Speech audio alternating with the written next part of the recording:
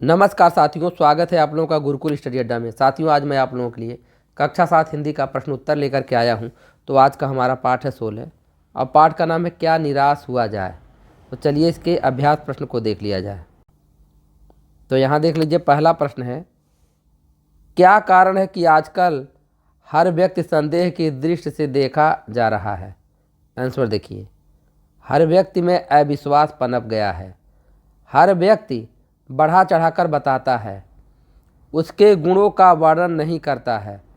हर व्यक्ति संदेह की दृष्टि से देखा जा रहा है। इसी वजह से आज हर आदमी दोषी अधिक है। दूसरा प्रश्न, जीवन के महान मूल्यों के बारे में लोगों की आस्थाएं क्यों हिलने लगी हैं। आंसर, मनुष्य की जीवन के मूल्यों के प्रति आस्थाएं कम हो रही हैं, क्योंकि ईमानदारी से परिश्रम करके जीविका कमाने वाला पिस रहा है, परंतु धोखाधड़ी से कमाने वाला फल फूल रहा है।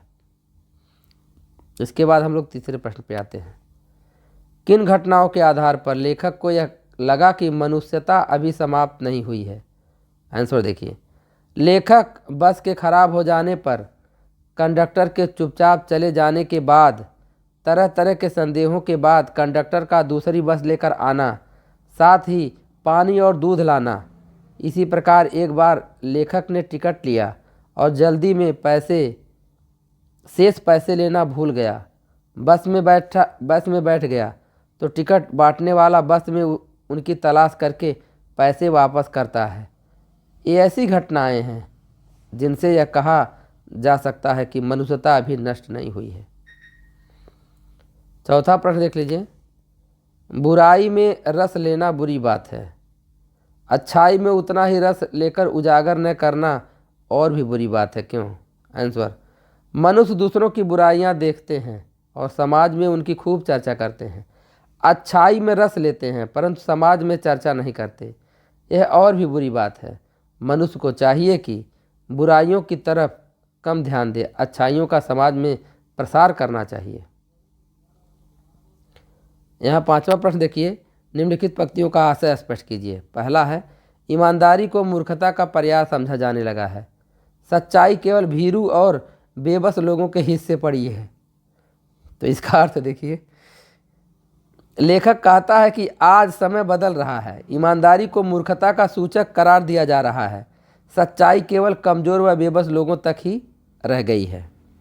नंबर क्या देखिए, केवल उन्हीं बातों का हिसाब रखो जिनमें धोखा खाया है तो जीवन कष्टकर हो जाएगा।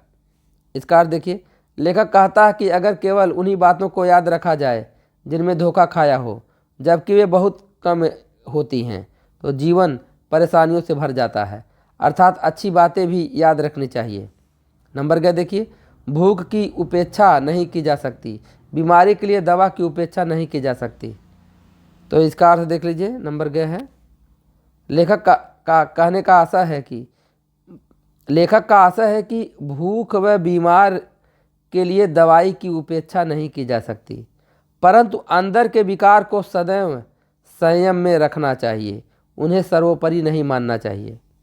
नंबर है, महान भारतवर्ष के पाने की संभावना बनी रहेगी। आंसर देखिए, लेखक का आशा है कि आज जो त्रुटियां बुराइयां समाज में व्याप्त हैं वे सब सामाजिक हैं, अर्थात वे सदैव रहने वाली नहीं हैं। भारतवर्ष फिर से महान मनीषियों के सपनों को साकार करेगा, यह हमें विश्वास है। अब आइए साथियों भाषा की बात पे देखिए, पहला प्रश्न है, आंधी आई और पानी बरसा। यहाँ दो वाक्य में आंधी आई पानी बरसा को और शब्द जोड़ता है। इसी प्रकार यह दो पदों को भी जोड़ता है, जैसे 2 और 2 4 होते हैं। इस प्रकार ऐसा पद जो एक वाक्य या पद का संबंध दूसरे वाक्य या पद से जोड़ता है समुच्चय बोधक अव्यय कहलाता है। नीचे कुछ अव्यय दिए गए हैं, उनका प्रयोग करते हुए एक एक वाक्य बनाइए। तो पहला देखिए, क्योंकि आज राम स्कूल नहीं गया क्योंकि वह बीमार है, किंतु हामिद बाजार गया किंतु वापस लौट आया। परंतु आज रवि का जन्मदिन है परंतु वह दिल्ली गया हुआ है। अथवा युधिष्ठिर ने कहा, अश्वत्थामा मारा गया, किंतु नर अथवा गज। इसलिए आज ईद का त्यौहार है, इसलिए हम सब मिलकर नमाज पढ़ने जा रहे हैं। चूँकि भारत को राजगद्दी से मोह नहीं था, अतः उन्होंने राम जी की खड़ाऊँ को अयोध्या की गद्दी पर रखा। चूँकि भरत को राजगद्दी से मोह नहीं था, अतः उन्होंने राम जी की खड़ाऊँ को अयोध्या की गद्दी पर रखा तथा राम तथा लक्ष्मण सीता सहित वन को गए। इसके बाद यहाँ देखिए नंबर दूसरा है, ईमानदार तथा मूर्ख शब्द गुणवाचक विशेषण है।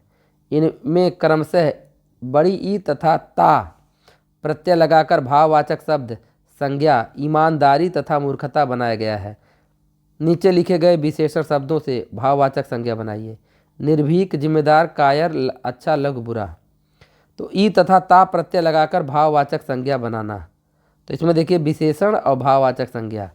निर्भीक से बना है निर्भीकता, जिम्मेदार से जिम्मेदारी, कायर से कायरता, अच्छा से अच्छाई, लघु से लघुता, बुरा का बुराई।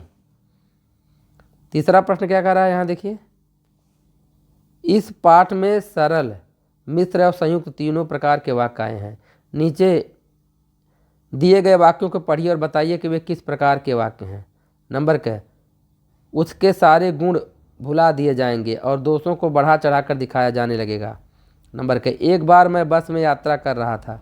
नंबर के, इस समय सुखी वही है जो कुछ नहीं करता। नंबर के, यह सही है कि इन दिनों कुछ ऐसा माहौल बना है कि ईमानदारी से मेहनत करके जीविका चलाने वाले निरीह और भोले भाले श्रमजीवी पिस रहे हैं और झूठ तथा फरेब का रोजगार करने वाले फल फूल रहे हैं। तो यहाँ देख लीजिए नंबर का संयुक्त वाक्य, नंबर का साधारण वाक्य, नंबर का संयुक्त वाक्य, नंबर का मिश्रित वाक्य। तो इसी साथ वीडियो समाप्त हो रहा है। वीडियो पसंद आया तो लाइक कीजिए और भी यूजफुल वीडियो देखना चाहते हैं चैनल को सब्सक्राइब करके बेल आइकन को भी दबाइएगा। धन्यवाद।